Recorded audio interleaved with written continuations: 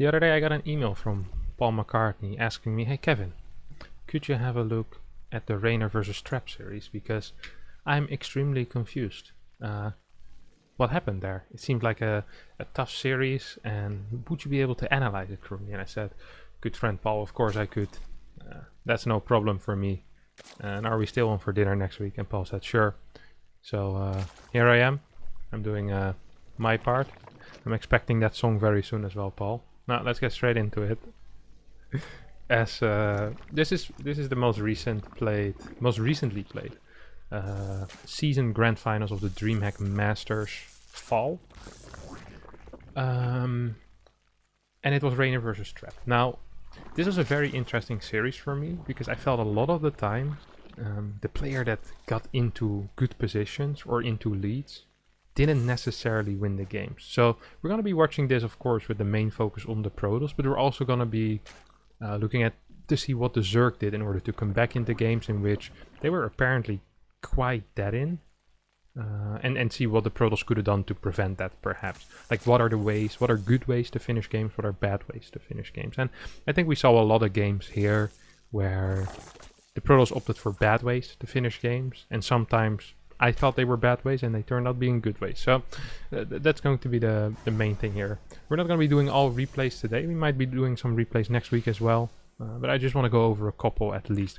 So first game is on Everdream. We see Trap here bottom left, Reynor here in the top right, and both of them playing relatively standard. Now, there's a couple of details that I do want to point out though. So we saw Trap open up with that warp gate straight away. He built that warp gate before he built the Stargate. Now, if you're Reynor and you see that, Zerg is expecting some type of Twilight play, a Robo play, Twilight play, not a Stargate play, but usually whenever you see that fast warp gate, the Stargate is just delayed by like 7-8 seconds, which means the first Oracle is slower. So we don't see that a lot. Whenever people play Stargate, they like to get that Stargate before the warp gate. So this is a small little mind game. Now, he doesn't really finish the mind game.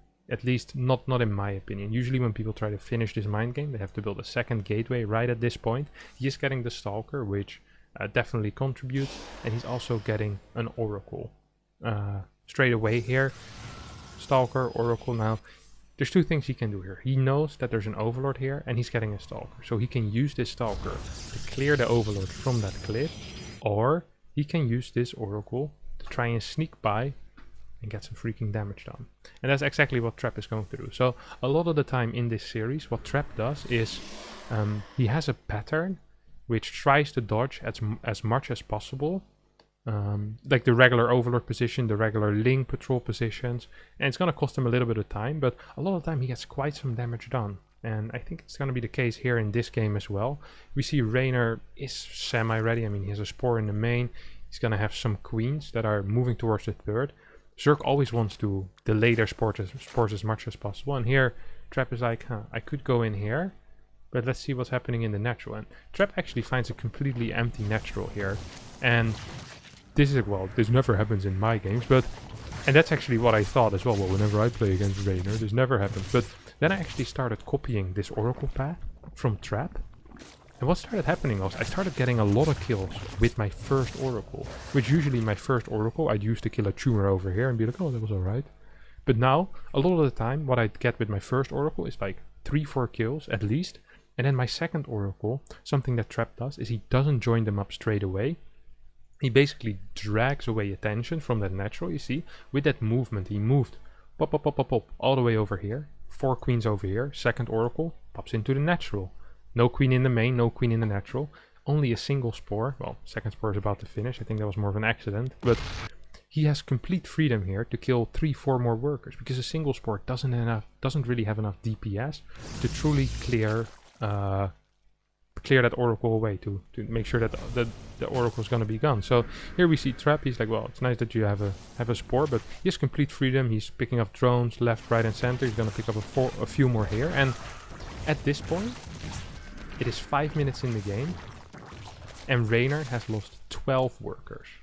12 workers, and none of the Oracles have died. Now, in my opinion, this is completely game over. But what Trap does as a follow-up, I think, is a rather bad decision. So a lot of the time you'll see this actually with lower level players as well. They'll do damage, and as a result they'll change their build order into something that is way worse than what they had originally planned. So I assume that whenever you start into a game, that your plan is to play the best build order possible. So imagine my plan is to do a 1-1 timing and to deny a 4th base. Now imagine 2 of my oracles get 12 kills. That plan just got 12 drone kills better. Like, it's like he has so much less money, it's actually insane. So any type of push I'm gonna do is gonna be better. A lot of the time when people get a lot of kills though, they kind of change plans and do a strong all-in, because they're like, you know what, I just killed a lot of workers, him defending an all-in would be harder, but that is one of the ways in which Zerg can come back. And that's exactly what Trap is going to be doing here. He's like, alright, killed a lot of workers, I now have 6 gateways, I'm going to move out with immortals, sentries, I'm going to cut a lot of workers, which means, sure, I killed a lot of your workers, but if Reynor does survive, whether that is a miraculous hold or not, doesn't really matter. The game basically is even again, while otherwise Trap would have been in complete control from start to finish in this game. If you get 12 worker kills, that's just what's going to happen.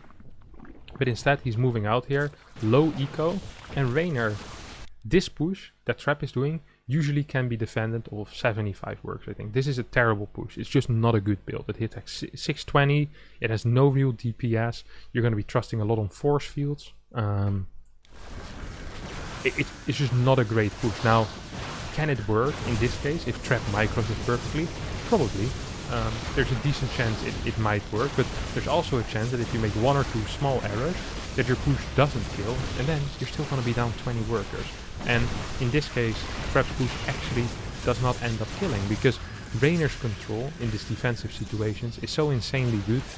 The way he controls his Ravagers, his Queens, how he has Spines in position. He's just baiting more and more force fields, and once this army runs out of force fields, like I said before, the DPS of this army actually is kind of moi. There's a bunch of stalkers, only a single immortal, then there's 2 oracles, so it's not actually that great. He also manages to somehow send 5 links across the map, so even if there is probes on this 3rd base, he's gonna force a warp in there. And now, I mean, the situation for Reynor still isn't fantastic, but he is holding on, he's alive. And I'd actually pretty much call this an even game, I think. Supplies are pretty close. Reynor's upgrade is faster. He doesn't have a 4th base yet, but he's up in workers, he's up in income. He's actually gonna be pretty happy. The only 2 things that suck for him is that he doesn't have any creep, and that he doesn't have a 4th base yet. Those are the 2 main things, but he could play Infestation Pit from here, for example. You only need 66 workers, 3 base for that, and you could play Roach Swarmhost. So all of a sudden, after a fantastic start for Trap, he kind of threw it away by being too overly eager to kill, while many other games, he gets in way better positions by just playing his standard stuff while being in an even game. So I always wonder in that case, like, why don't you just play your standard style? Like, there should be things in your standard style perhaps which you can do a little bit more aggressive, like maybe you cut 3 or 4 more probes for faster gateways, so you definitely get the kill on the 4th base. But I feel like completely changing your strategy on the fly like that is almost never a good idea, especially if it's such a bad strategy. Try to always, whenever you have things like this happening, try to already have reactions prepared. So, for example, if I kill 9 to 10 workers in the early game against Zerg, what I like to... What's that? Lost 2 stalkers, alright. What I like to do is I like to cut 3-4 extra workers, delay my gases on the 3rd a bit to hit faster and harder with a +1 charge timing. That way you almost always get a deny on the 4th base if they go over 70 drones, and if they stay under 70 drones, you just control the game completely. Like, your opponent has no money, you just chrono boost immortals, and eventually your opponent needs to all in into you. Like, that's one of those ideas that works really well with a lead as well. And I'm just sticking to my standard. I just make small deviations in my build, and I think that's very important to have these things pre-planned already, because a lot of the time our initial response to things going well is kind of crap, honestly, because we get over eager. We're like, ooh, time to kill. And I think this is this is the strength of a lot of the top players. If you think of Serral, of Reynor, a lot of these guys, they're they're good at killing their opponent, and a lot of the time if they do get a lead, they end up killing them, but they almost never over-invest into an aggressive attack after getting a lead, because they're also so comfortable in that later stages, and they're completely fine just going into a longer game. But if you look at this, at this situation right now, that's not really the case at all. It's not like you feel like Trap has a massive lead in this game, right? It's just a pretty standard game in my opinion. 75 workers against 61. Upgrades are very good for Reynor. He has a 2-1 on the way. He probably wants to be going into Hive soon. I do like what Trap is doing as well here, with these big force fuel counts. It is something we're going to be seeing a lot more as Zergs continue to play more Roach, Ravager, Hydra, is to see really 3-4 sentries making a comeback. Against Hydra Bane or Ravager Ling Bane, force fields aren't all that good, but being able to catch this army and then your zealots actually connecting is super important. So in some of my older videos where I give advice in PvZ, I say, well, don't get more than 2 or 3 sentries. Well, more than 2 sentries most of the time I'd say that. But I think in this case, it's actually really cool because you can really control areas with it, and your zealots being able to straight up engage into the opponent's army with a couple of good force fields is absolutely invaluable. I definitely want to spend 200-300 extra gas on that. This fight didn't go brilliant here for Trap. I did manage to kill 8 more workers, so getting in an okay situation worker-wise against, getting a fort base as well, going into Blink and double Disruptor. So actually completely skipping Colossus stack because he feels he already has a sufficient bulk in his army. Like in this case the Immortals. Usually you see people first go Colossus. Now the downside of going Colossus into Disruptor is that a lot of the time when people see Colossi, their response is Viper. And Vipers also work really well against Disruptor. So you're basically forcing the Zerg to counter your army, and then the next type of unity build gets countered by the same thing you're forcing the Zerg to build. That really doesn't make that much sense. You know, it's like when you tap someone on the left shoulder and then you just stand behind his left shoulder. Then you're surprised that your trick didn't work. Like, it's not really the way it's supposed to be. So I really like whenever I see these fast Disruptor switches, especially when there's very little creep. Now, Disruptors on creep really aren't all that brilliant, alright? But off creep, like these balls, they seem super fast. They get very good hits very often against these Roach Hydra armies, which tend to be quite slow, especially if your opponent doesn't have Hydra speed. I forgot the name for the Hydra legs. Hydraulic... I can't remember what it is. Doesn't matter. Muscular augments. There we go. I was gonna say hydraulic pump, and I was like, oh, that's not really the same thing. So here, Disruptors are gonna be able to zone some of these lurkers away. Actually manages, this is nice, managed to hit only a single lurker with 2 Disruptor balls. I have no clue how I did that. I'd love to see an observer here for 2 reasons. So reason 1, to clear the creep, and 2, so you can actually see where the lurkers are. In this case, I also think having an oracle is of so much value, honestly. I think it's a must, honestly. It really is, because it makes rotations a lot easier, seeing how your opponent's army is moving, and also you don't need to mess around with that observer being slightly too far forward, getting picked off by Hydras. Like, do you keep it on follow, but then it can't see the lurkers? Do you send it forward, but then you forget it somewhere, you know? It's just frustrating and annoying. Just use the observer to clear the creep, use the oracles to try and find where the lurkers are, and then shoot your disruptor balls at it. Now, in general, I'm not a massive fan of disruptor armies. For the simple reason that I find it very difficult to control Disruptor Templar together. Especially if you also have oracles with it, which once there's Vipers you're definitely going to be needing.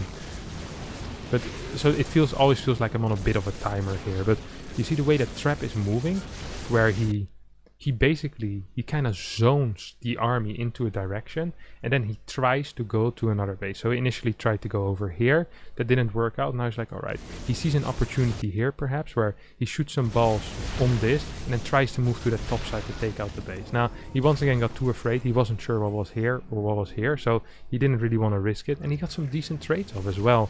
Got a zealot run by at the same time, so you really see the way that he moves he's either trying to clear areas for Zealot run-bys, or he's trying to clear areas for his main army to move to. So he's forcing a very defensive posture here on the right side with these Zealot warpins, and then his goal is to get over here and snipe this 5th base. So it's actually quite cool. I think a couple of force fields here would have done wonders, and also if the Viper wasn't out yet, this would have been an absolutely priceless move. This would have been super fantastic. Now he's going to lose a couple of disruptors, and he's not even going to be able to get this base. But or maybe he does end up getting this base. I don't think so. No, he gets pushed back a bit too far, and more Vipers show up. So it's a little bit frustrating. Like the timing is like 4 or 5 seconds too late. If he literally does this 5 seconds faster, he's going to be able to get this base. And we're playing a 5 base against 4 base scenario, which honestly is just really, really good for trolls. Now, the moment he sees the Vipers, I actually really like this. I hadn't noticed this before, but he kind of seems to agree with me, where it's like, oh, I hate playing Templar Disruptor. So the moment he sees the Vipers, he just says, okay, these Disruptors, they have done their job. They have traded, they have given me a lot of his creep, they've given me pressure on my opponent and map control. Now they can die. I keep them in my army. Maybe I can still throw them in, but I don't care if they die. And I'm gonna go back to an army that is easier to control, but still very good against Lurker Viper. And that is Templar Immortal. It often doesn't allow for as much map control as Disruptors allow early on. So he initially gets these Disruptors for that early map control. And then once the Vipers are out, he's like, alright, crap, I don't give a crap about them anymore. You can have them. I have 3 Robos. I'm pumping Immortals like my life depends on it. And he's done a good job denying creep and making sure that Reynor doesn't spiral out of control with worker count, right? You see 75 workers, 65 for trap is a little bit low. I wouldn't mind seeing him go up to 74, 75, maybe even 80, 82 in this case. Even though in a low eco game from the Zerg, it can be a little bit scary to do that sometimes. Now, something you can do with these Disruptors, which you don't see often as well, is you can use them as a run-by defense, because run-bys here are gonna exist either out of Lurker or out of Roach Hydra, and Disruptors are fantastic against both. A lot of the time we see people use High Templar, but High Templar actually, they don't actually kill the units, they just damage them a lot, so you're always gonna need more cannons with it. But a Disruptor, it shoots, and it's unexpected. It can be quite powerful, actually. So just something to keep in mind, that if you feel like, hey, these guys become kind of useless once the Vipers are out, well, you can use them in a different way, perhaps as a defense. And you see, he's still using them really just as a zoning tool. He's not using them as a way to clear Lurker lines, because in that case the Vipers are too good, but he's just using it as a zoning tool with his army still, which is also still possible. Now, I still find that very difficult to control, and you can, Harstem, such a noob, but not incorrect. But also, I feel like often the simpler your composition is, the more complex things you can do with it. So you can have a very difficult to control army, but then really all you can do a lot of the time is have straight up engagements, because making difficult maneuvers and cutting off areas, zoning enemy armies while splitting off parts of your army becomes very difficult, because you already have 5 control groups controlling everything. So a lot of the time it's better to have a more simple army and then have your movement be more complex, rather than have a very difficult army and have very simple movement. Especially if you're playing against someone like Reynor, who has absolutely insane control with all of his units. I think he actually probably has some of the best control with in like these tense situations. And then if you make it very complex to control your army, often what happens is you're just gonna get tuk tuk tuk tuk. Come on, can I get some tuk tuks? No, single tuk tuk. It's not quite what I wanted, but I still get something done. So fast at the unburrowing stuff. It's actually ridiculous. I love it. But you see,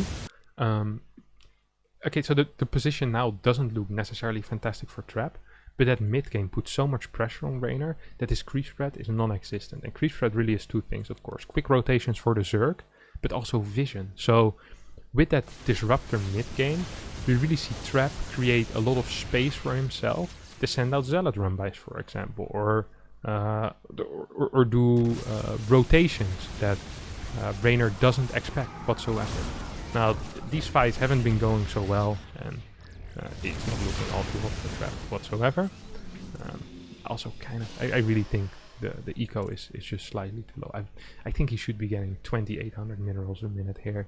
Probably already working towards a 6 base, but you know, I'm not gonna say too much. I think Trap is brilliant. Brilliant. I think he's very good. Gets his mothership, and you see how he likes to actually not go into air. I wouldn't mind an air transition at this point. If you really have your opponent on the rope so much, getting a couple of Tempest when there's no creep can be super powerful, and I'd love to see it. Of course, he doesn't really have the eco for it or the ground army, but I'm really a big fan of a lot of the things he did. Now, I've been putting feathers up Trap's butt for the past 7 minutes, and he's losing, so you might be wondering, well, what went wrong? Well, we can go back a little bit from a position where he definitely still was winning, and we can look at that. So I explained now everything that I thought he was doing very well when it comes to decision making, but there were a couple of things which I think he made some major mistakes in. So first of all, that is the lack of eco. If you see, his units lost is heavily in favor of Trap, heavily in favor of Trap, and it's not like Reynor's drone count is at 100, it's at 76. That's completely doable for Toss to also be on 76. So he's just mining less the entirety of the game because of that. And there's a thing that your eco actually gets worse the more bases you get.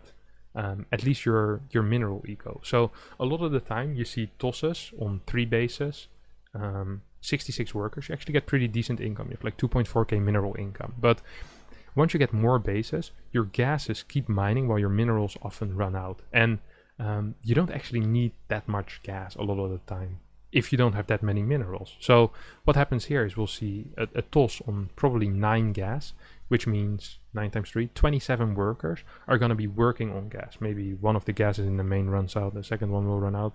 And then really, if you only have 60, 67, 66 workers, you're only going to have 40 workers left on minerals, which technically is just 2.5 base, right? 16 per mineral line, so it's like 32 for 2 bases and 8 for another. So you're really just working with 2.5 base of minerals, which that's going to be like 2200, I guess. Yeah, something like that, 21, 2200. And your opponent's also on 5 base, but just has those 10 extra workers, and those are all mineral workers. So you really see the difference in the mineral income. That's the first mistake, because his trades up until now have been pretty good. Then here I think he has some questionable fights where he's a little bit over eager because he doesn't seem to want to be going into higher tech like Tempest. And perhaps because he also feels some pressure because his worker count is so low. Like his bank just isn't growing at a high speed, so he might feel afraid. But I think this was a very, very bad fight, and because he feels forced, or he kind of forces himself to do those things, because he doesn't really have a transition prepared. There's no Tempest coming up. But if you look at the state of the game, you see there's a lot of cannons everywhere. There's a lot of map control possibilities for Trap, where Zealots are going to give a lot of map control. There's almost no creep. I think this would be a good place for Trap to start, to get a couple of Tempest out, to really control these fights. Because if you're playing against Hydra, Roach, Viper, Lurker, once you get Tempest out and you have a stable setup with cannons everywhere, it's really difficult for the Zerg to do anything, because all you have to do is just focus on one fight and you're going to win that fight. You have a massive range advantage. He doesn't even have creep. And Runby should be able to get shut down because you already have a decent cannon count. So I think it would have been a perfect timing to get some Tempest out. He had the perfect setup, but instead he once again was a little bit too excited. And was like, all right, I'm just gonna go finish. And don't forget, Reynor has nothing really prepared. He doesn't have double Spire, going double upgrades. He just is on a very basic army, a basic late game army. And Trap is still kind of stuck into the mid game, which it's possible to play with this army, but you need to be very, very patient, because after a while, I mean, Zerg is just going to be able to stabilize if they have Viper Lurker, and if you're getting out microed, they're even going to be able to get good fights, and that's just what happens here. Trap in the end loses. I really think having disruptors in your army in this case is a negative majority of the time, but enough for that. So the rest of this game, we already saw most of it. It's not that interesting. Let's just hop into the second replay. Shout out to my boy Paul. Alright, here we are with the second game between Mr. Trap and Reynor. And this time Trap is opening up once again with that fast warp gate. This time he is going to be going into a Twilight Council. So that does change up things, of course, a little bit. Most likely gonna be going into some type of robo play. Yeah. As shown here. Ooh. It's gonna die? Yes, it is gonna die. That's nice. That's real nice. There's still a big gateway, by the way. Has to be some type of dark shrine, yeah. I feel like a lot of the time Protosses, they give too much information away with things they really shouldn't be. So if you're a Zerg player and you're looking at this like, what did he give away here? Well, you know the timing that warp gate finishes. If you don't know that, that's fine. You're gonna see this gate turn into a warp gate, and then this gate not being lined up with that first gate should tell you that it's most likely not going to be an adept glaive build. Because with adept glaive builds, it's really uncommon that you have to do staggered warp ins, because it's bad to constantly have your prism phase mode, unphase mode, phase mode, unphase mode. So very often you can make the call from here. It's like, hey, this is most likely either going to be an Oracle play or it's going to be a DT drop.